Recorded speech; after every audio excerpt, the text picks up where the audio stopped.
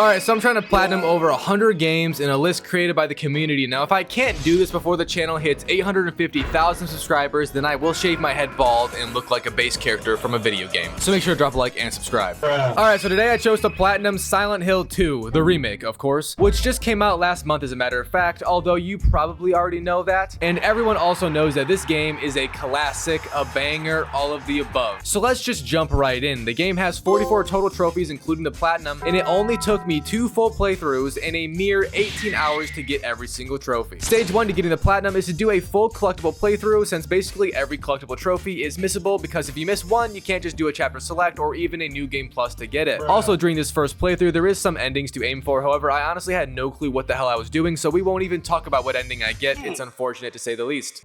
But anyways, Silent Hill 2 opens up with our main character, and boy, James here, washing up his hands in the bathroom on the side of a road with a pretty stellar view, might I add. Who knew this game had a moment where no fog was present? That's crazy. And if you don't already know, the goal or reason why James, the main character, is in this town called Silent Hill, it's because we are searching for our dead wife named Mary, because she apparently sent us a letter and we now think she's alive. That might be the most dumbass reason I've ever heard in my entire life. For all we know, I could have sent James that letter on a Monday when I felt like cosplaying as a woman named Mary. That's what I'm saying. Also, you can get the very first trophy of the game right here from just turning around and running away from all of our problems. So I did just that and got the trophy. The game did make us turn around, however, sadly, back to the hellscape that is Silent Hill, the city of sinners, and also young girls in cemeteries, apparently, because we walked down this path to a graveyard and met the first side character of the game. Her name is Angela, and we don't ever really play with her like we do with another girl later on, but she essentially just loses her mind the whole game and also gives a very weird vibe overall. But she did tell us that the fog is normal.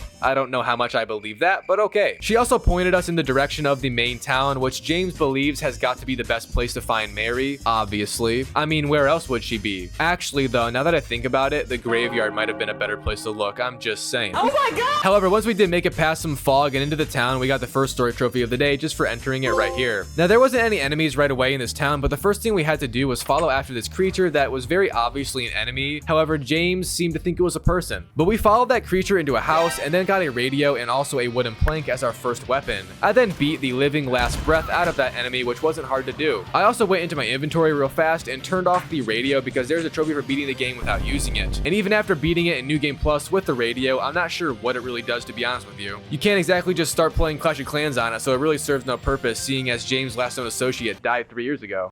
Anyways, after that combat section we just did, the game was then fully going and the town is now full of monsters everywhere just searching for life to digest into them. And this also begins the first of many puzzles we need to complete to get key items for the story and progress it. The first main puzzle or goal was to rebuild this jukebox in a bar because James wanted to for some reason, I don't really know. But after doing that, it also triggered some memories of James and Mary's time here in Silent Hill before it went to whatever kind of alternate hellscape it's in right now. We also got a key to unlock a door in the bar added on. And once we went through the door, it let us go into a previously blocked off part of town. After a little stroll, I also found this bloody coat thing that definitely has a number of diseases on it, but James touched it without question and we got another key. Then a big ass storm happened, with the only way to escape it being to run into the Woodside apartment complex nearby. Once doing that, it also gave us another story trophy as a matter of fact. So now we are in the Woodside apartment building, which has 2 stages to it actually. The first stage is the normal universe one, where you have to go around and collect items for puzzles as you would expect, but upon completing the main puzzle, it then swaps you over to the other side, which is like a mirror of the normal dimension, I guess, just a lot more evil. Basically, it's like the Upside Down from Stranger Things, if you remember that show. Rest in peace. But I got numerous trophies here actually from varying different things. The first one was from me shooting every single balloon in this room that spelled out welcome home. I don't know who's being welcomed into this home or whose home it is to begin with, but that surprise is officially ruined. Side note though, how the hell did those balloons retain that much air to pop so loud? I'm actually shocked. Out of all the things that make zero sense in this game, that's one that just cannot be allowed, I'm sorry. Anyways, after a while of doing puzzles, I made it to room 201, which was the room we were after because it holds value inside of James and Mary's dead heart. But once we were inside, I interacted with a napkin or something, and then we got a cutscene seeing the main villain guy of the game called Pyramid Head. What an intuitive name choice. You do get it right, because he has a pyramid for a head.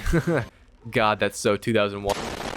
Anyways, James chose to hide in a closet that was totally open and the dude saw us clearly, but I think he was just so surprised at our stupidity that he didn't even attempt to hit us, not even a pump fake. And James just started pumping him with lead. Yeah, it did nothing as you would expect, and the guy then just kind of walked away peacefully. How nice of him. And he actually walked over to the other side, which James then just followed, obviously, and we got another story trophy. So now that we are in the second part of this apartment section, it kind of was the same premise as before, just doing a lot of puzzles while fighting enemies. Although it was a bit harder, scarier, and yeah, that's a trend throughout, as you could imagine. But about 80% or so through this section, we ended up walking into a room and finding that girl, Angela, from the beginning. She also had a knife and was having a mental breakdown. That's almost the worst possible two things to combine, except for me when I have too many beers and my car keys. Shout out trees. But anyways, jokes aside, this is a serious game. Ignore the dog ending.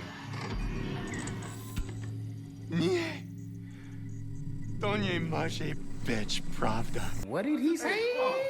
And it touches on a lot of mental health and all of that, but we convinced her to give us the knife so she doesn't do anything to herself, or even us actually. I kind of fear psychopathic women and they're very common. But after that, I then just did one or two more things until opening the S door, which is the final locked door in this area, and walking through it, which then led us into the very first boss fight of the game against Pyramid Head himself. Now, it wasn't too hard to do, although I'm still not sure if hitting the metal head does damage or not, so I was kind of pensive with how I was fighting him. Long story short though, some tornado or bombing sirens just kicked on and then he left us again in a hurry, starting to remind me of October 2023 in Woman. Oh yeah, I also got a trophy from that fight like you'd expect to happen. We then got back out to the city actually and headed to this very scenic garden because girls like flowers, and maybe James' dead wife Mary will be there because she probably liked flowers also. This is the logic we have to deal with, bro. I can't even. Anyways, we ended up meeting a girl who looks like Mary, sounds like Mary, and her name almost is Mary. Introducing Maria, Mary's replacement.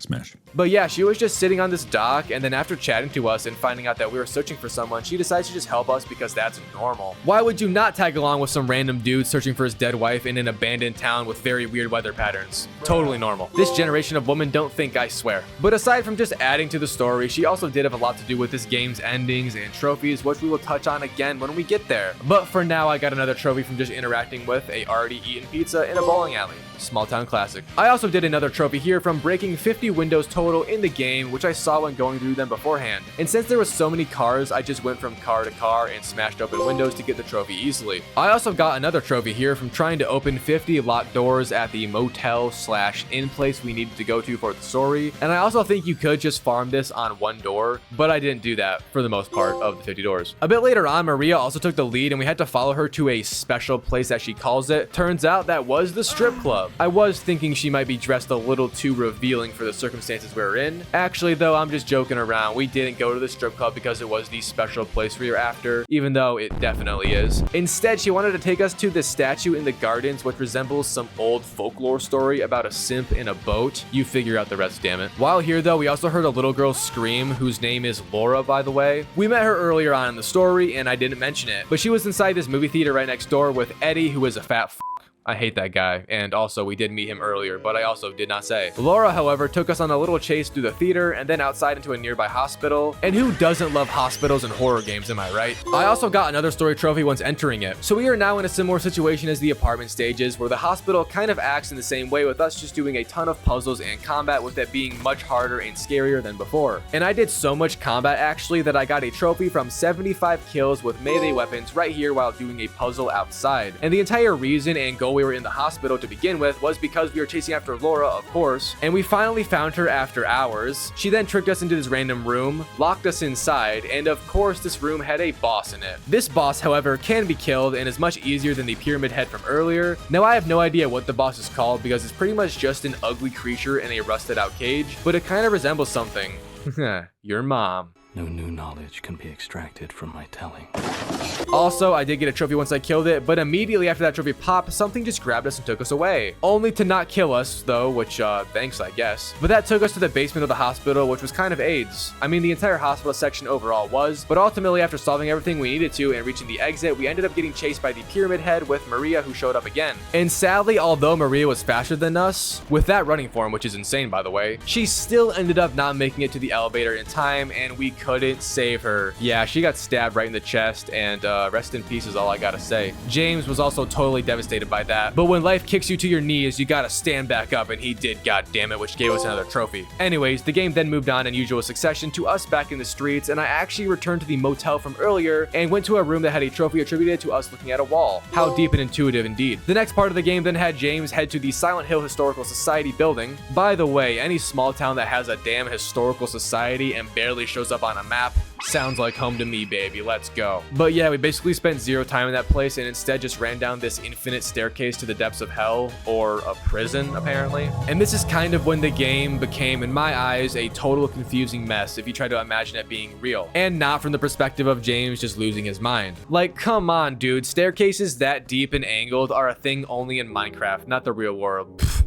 Oh yeah, also, this is the worst and most confusing part of the game, mostly because everything in the prison looks the same. Like, legitimately, if you turn around and you blink slowly, you might not even realize that you just in fact did turn around. But I did get 2 trophies in the prison fairly early on during the puzzle torture. The first one was from me actually getting my 75th kill with guns, which is cool. And speaking of guns, I then got the rifle a few minutes after that trophy, which was the last weapon in the game I needed to get a kill with for this trophy to pop right here, from getting a kill with every weapon in the game. And honestly, the prison section in this game is so confusing I can't even explain it with jokes, but Diddy is probably down here hitting on some inmates, I imagine. After the prison though, we actually ran into Angela in the second to last area of the game called the Labyrinth. Now before we got into the real place, there was a very easy boss fight against her quote-unquote daddy. So yeah, I survived that one, killed the dude, and then we talked to Angela again and I got a story trophy. I then finally went to the real labyrinth, which as you can guess from the name of it, is a literal labyrinth and maze. But surprisingly, it's very linear and actually not too complicated compared to the prison, for example. Also, Maria came back to life. That demonic bitch, we can't get rid of her.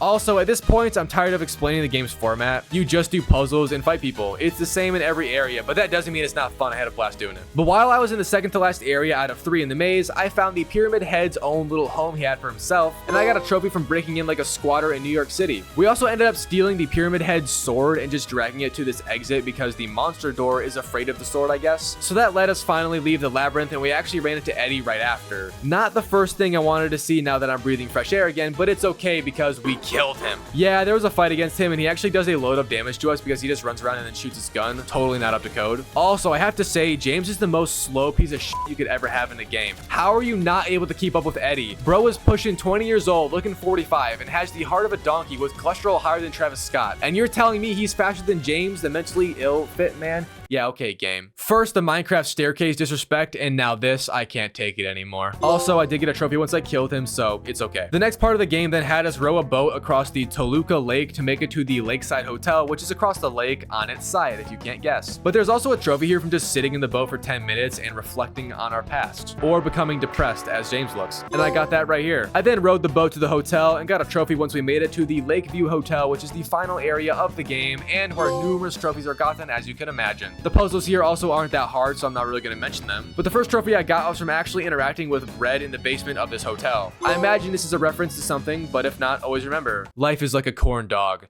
Bitches only want my wiener if I got bread. Please subscribe. Anyways, a while later in this hotel, I reached room 312, which is the pinnacle moment of the story because it gives us a trophy. But also it shows us essentially what happened with Mary and James. Turns out, yes, Mary was sick and died, but she did not die from the sickness, rather from James strangling the shit out of her while she was sick and killing her, which sent James into a 3-year-long psychotic bender that we are still riding. I knew it from the moment I saw that much fog. That shit ain't natural. Anyways, I then got some collectible trophies before the ending scenes of this game. The first one I got was from the Glimpse of the Past interactions, and then from collecting all the memos in a single playthrough. Before the final collectible trophy, however, I did walk into the second to last boss fight, which was against 2 Pyramid Heads at the same time. Also, they executed Maria again. I'm starting to kind of feel bad even though she isn't real. Anyways, the threesome against the Pyramid Heads kind of sucked. It's not that bad though because I'm on light difficulty, but I imagine this on hard would probably be very hard to do. After a while though, once you do enough damage, they kind of just stop attacking you and give up. The fight then ends with them taking themselves out of commission, which also gave me a trophy. You then have to pick up these 2 apples, a scarlet one and a rotten one. They affect the ending quite a bit depending on which one you travel through. And I did the scarlet one because I was kind of trying to get the Maria ending, which is the hardest in the game by the way, but kind of trying isn't going to cut it, so this doesn't matter. There was one final hallway however, which had Mary ranting to us about how much she hates this world, and I didn't listen to it all, barging out onto this staircase I guess. But here was also the final photo collectible I needed, and I got that final collectible trophy. We then walked up the stairs to the final boss fight against Mary or Maria or both, who even knows anymore. And you can tell immediately immediately what ending you're gonna get if Maria is in the bed or at the window. In the bed is good because that's the Maria ending. At the window is bad because that's every other ending basically. And then there's a giant fight against her, which is not hard at all. Like seriously, it's probably the easiest fight in the game to be honest. But once the fight ends, you do have to shoot or hit her one last time to end the gameplay and then leave it up to the cutscenes. And upon bopping her in the head one last time, it then popped me a trophy instantly for defeating her. And the ending I got, which I know I've been alluding to and saying, was actually just the leave ending, which from my knowledge is like the generic ending and very easy to get because it's kind of basic. But it was also kind of sad because James admits he